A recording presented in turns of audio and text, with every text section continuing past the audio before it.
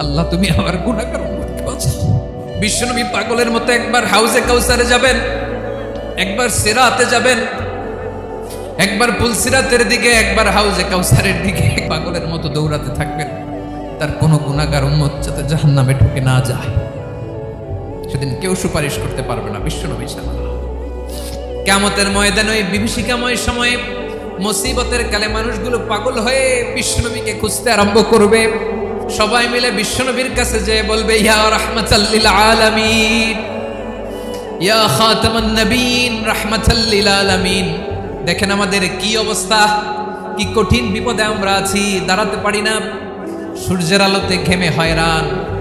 আজকে কেউ সুপারিশ করতে পারবে না। সব নবীরা অপারগতা স্বীকার করেছে, তারা বলেছে আপনি ছাড়া কেউ নাকি আল্লাহর সামনে দাঁড়াতে পারবেন না, আপনি একটু সুপারিশ করেন। বিশ্বনবী বলবেন, আসো আসো, আজকের দিনে আমি ছাড়া আল্লাহর সামনে কেউ দাঁড়াতে পারবে না। বিশ্বনবী মাকামে মাহমুদে যে আল্লাহু আকবার বলে সিজদায়